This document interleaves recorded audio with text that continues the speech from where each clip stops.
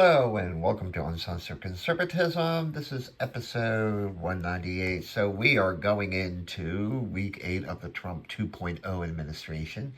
We're going to take a look back on week 7. So the leader of Ireland visited the White House this past week and had a state meeting with the President Trump when their leader discovered that Rosie O'Donnell has taken up residence in Ireland because Trump won the election in 2024. Now, there's no truth to the rumor that Ireland is about to sink into the ocean as a result.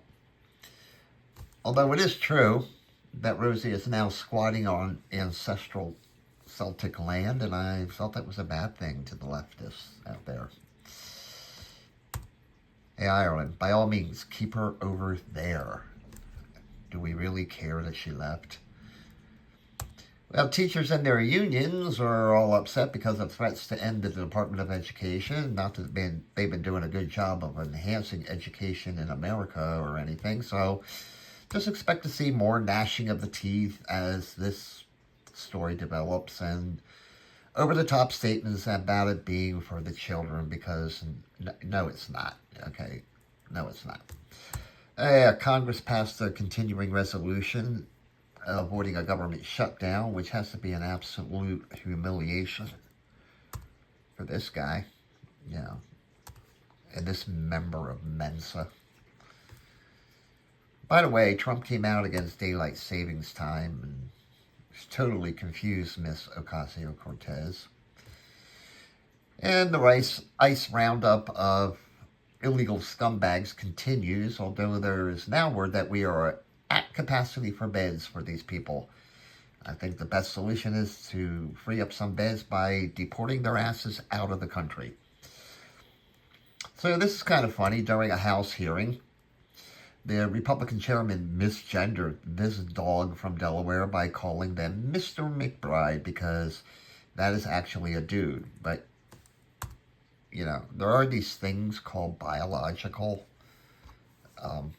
facts, and I don't think the transgender community or their supporters quite understands that. That poor, literally, Hunter Biden, I mean, he's facing some financial difficulties, and no one's really buying his finger paintings.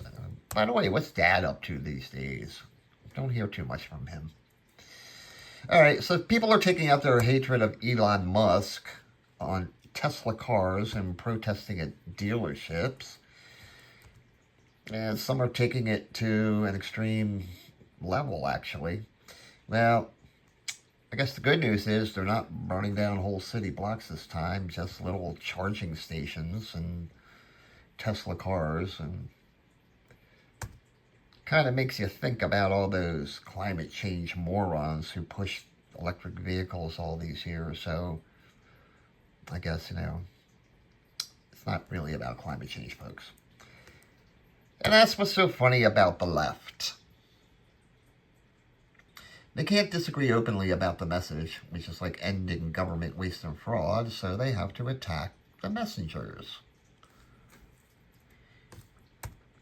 But if these are the things that they want to defend, I say keep on defending them because you're just creating even more Trump supporters. Remember that 80-20 rule. It looks like the left is losing some talking points about the price of eggs and gas prices, which seem to be going down. Could Trump be doing something right? We can't have that now, can we? It's so bad for the left that there's a shred of hope for a ceasefire in Ukraine. Again, to the left. We can't have that, can we?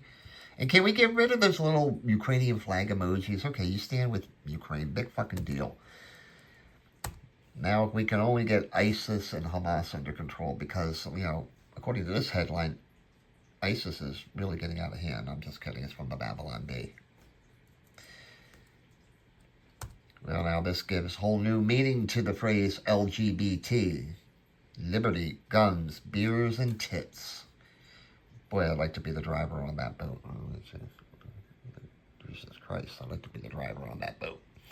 Anyway, in honor of avoiding a government shutdown and wishing you all a happy St. Patrick's Day tomorrow, I bring you this week's Second Amendment news. have a great day and a more pleasant tomorrow, which is, by the way, St. Patrick's Day.